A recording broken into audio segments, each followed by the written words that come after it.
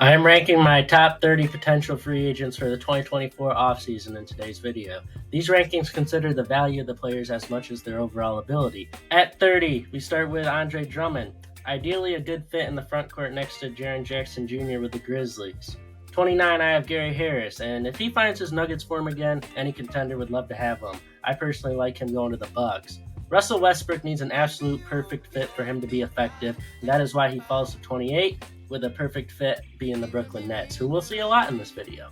At 27, we have Jay Crowder, who desperately needs to leave Milwaukee because they have misused him terribly the past 2 seasons, causing his value to drop significantly. Malik, 5 for 7 or 0 of 7 from 3 Beasley, would ideally be a fit with the Rockets as they're rumored to go after him. Buddy Hield happens to be just as inconsistent as Malik Beasley, but he has more value, giving him the slight edge over him. I would love to see Buddy Hield go to the Lakers, as the Lakers could have got him instead of Russell Westbrook, but made a terrible trade. And to follow 2 inconsistent players, of course we got another one, D'Angelo Russell. He should not be on the Lakers next year, or else this won't change. Brooklyn Nets, again. Klay Thompson memes are getting old and annoying. However, that should not excuse the fact for how bad he was last year. And if he gets a max contract, I'm going to lose my mind. But the Orlando Magic seem willing to pay him a lot of money, so I foresee him being there. And if he can shoot, he's a perfect fit for that. Don't get me wrong. DeAnthony Melton may get a bag this offseason, and I think if the Hawks trade DeJounte Murray, he is the perfect fit with Trae Young in the backcourt, so I like him going to the Hawks. Derrick Jones Jr.'s value has skyrocketed during the Mavs playoff run. However, he is still offensively challenged at times, which limits the amount of money he can make in the offseason, but I expect a return to Dallas. At 20, I have Kyle Slow-Mo Anderson, who is the perfect connecting veteran for young teams looking to take a leap, as well as veteran teams. Look at what he did with the Grizzlies before the past 2 seasons with Minnesota. At 19, I have Gary Trent Jr. He's the younger model of inconsistent three-point shooters, but if you leave him open, he will hit it, according to statistics. Kyle Lowry does more for winning than any other player behind him, even at his age, causing me to justifiably put him at 18. I think a return to the 76ers is extremely likely.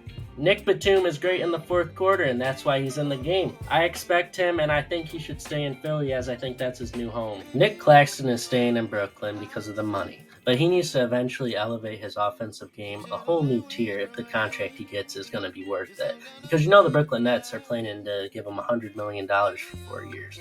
That might be a little bit of an overpay, especially considering he doesn't have a number 1, number 2, or even number 3 offensive ability. But his defense is elite, so maybe it will be justified in the future. I'm not entirely sure. But for now, I personally wouldn't be giving him $100 million.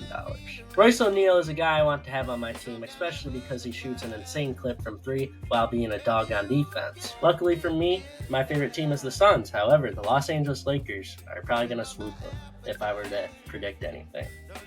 Kelly Oubre Jr. showed a 2-way versatility many forgot about during his time in Charlotte this past season.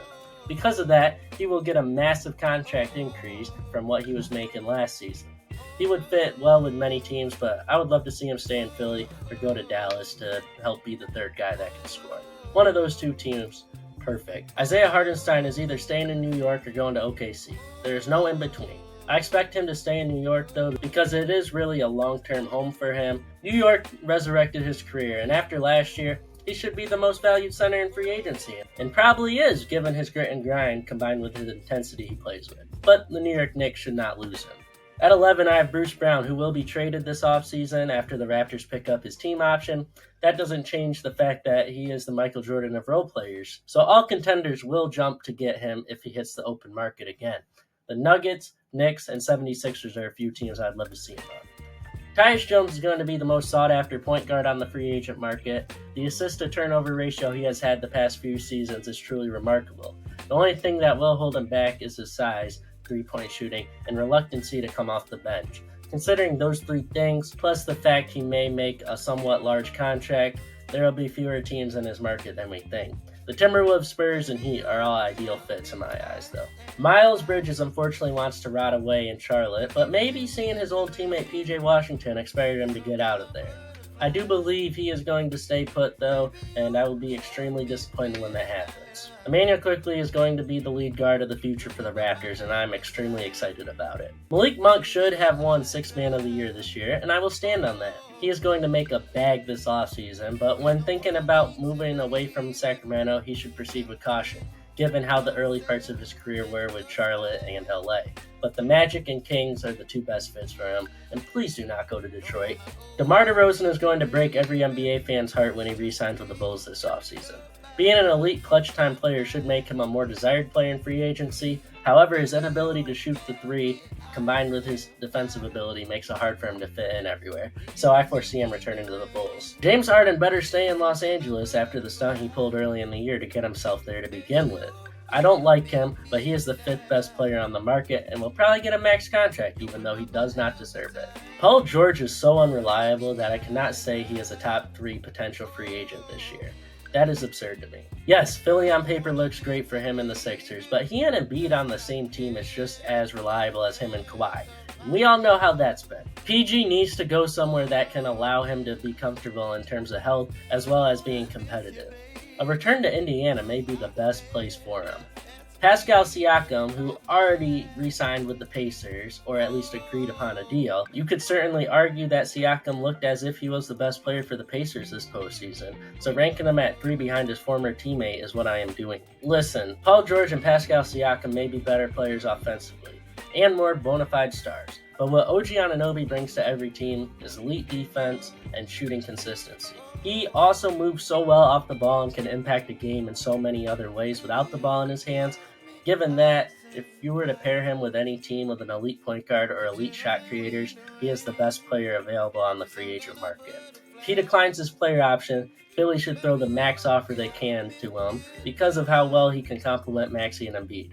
There's a reason that 75% of the NBA has tried to trade for him, and now that he could be on the open market, my goodness, he could get a serious bag.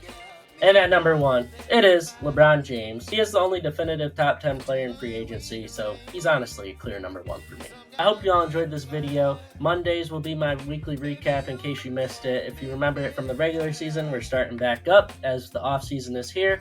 Wednesdays will be reactions, and Fridays will be rankings. And next Friday we'll be ranking the point guard. So make sure you subscribe and turn on post notifications so you don't miss that.